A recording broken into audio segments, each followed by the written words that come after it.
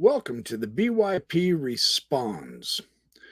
Elder Bednar gave a discussion to the missionaries in the MTC on Christmas Day that happened to be on a Sabbath in 2011. He made a few remarks, which I would like to make some comments on.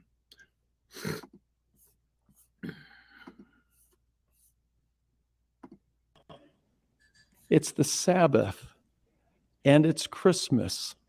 If this were not the Sabbath, I likely would have just turned this into a large question and answer session. But since this is a meeting in which we've partaken of the sacrament, that would not be appropriate. I, for the life of me, don't understand how there is a disconnect with the idea of taking the sacrament on the Sabbath and not discussing questions. Stumps me.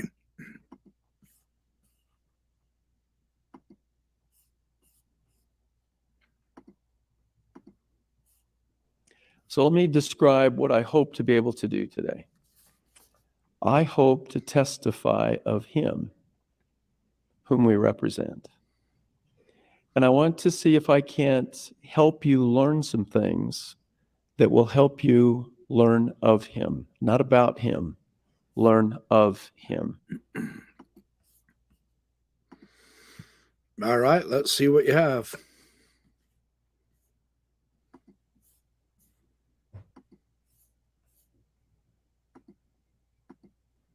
In the lectures on faith, it indicates that there are three things necessary to exercise faith unto salvation. One, simply accepting the idea that God exists. Number two, listen carefully to number two, a correct understanding of the character, attributes, and perfections of God. Character, attributes, and perfections of God. And the third characteristic is an actual knowledge that the course we are pursuing is in accordance with God's mind and will. So notice what Elder Bednar is doing here, which is most unusual. He's discussing information from the lectures on faith. These were lectures given by the prophet to the brethren in a private meeting.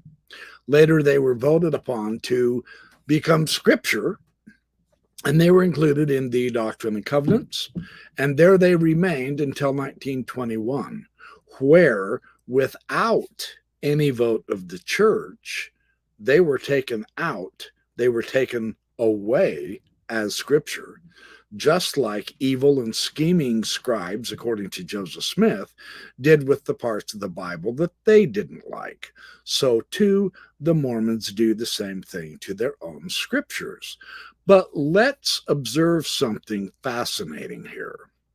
Let's keep the historical context, which Elder Bednar will not give us. Many early brethren, and this includes Joseph Smith and Brigham Young, John Taylor and Wilford Woodruff, Parley Pratt and Orson Pratt, Orson Hyde, many of the early Mormon leaders thought that God the Father was Jehovah. They never did get the attributes of God correct, let alone who God was, whether Elohim, Jehovah, Michael, Adam. Throughout the entire concourse of Joseph Smith's life, he never did understand the correct attributes, perfections, or character of God. But Bednar never did say anything like that. Let's read what the lectures of faith say about God. They did not consider the Holy Ghost to be a personage at all, but rather defined it to be the mind of God. There are two personages who constitute the great matchless governing supreme power over all things, the Father and the Son. The Father being a personage of spirit, glory, and power, possessing all perfection and fullness, the Son, a personage of tabernacle, possessing the same mind with the Father, which mind is the Holy Spirit, that bears record of the Father and the Son, and these three are one. Now, when we put together all of the information which Joseph Smith taught for 15 years concerning deity throughout his various lectures, written revelations, letters back and forth to people he stayed in communication with, we get a remarkable, weird picture.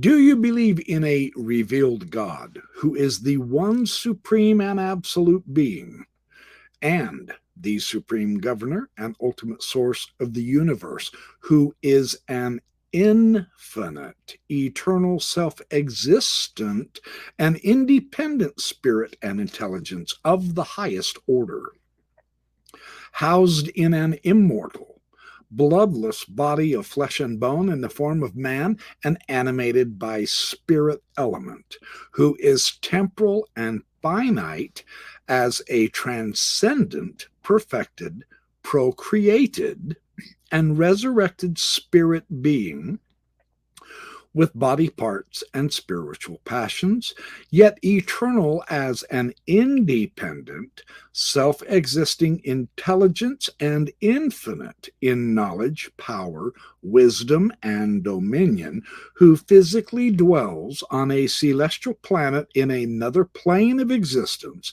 and therefore transcends this world in space and time, yet who is everywhere and fully present in and through this world and all things in this world by the light and power of his spirit, which emanates from his material being to fill the immensity of space.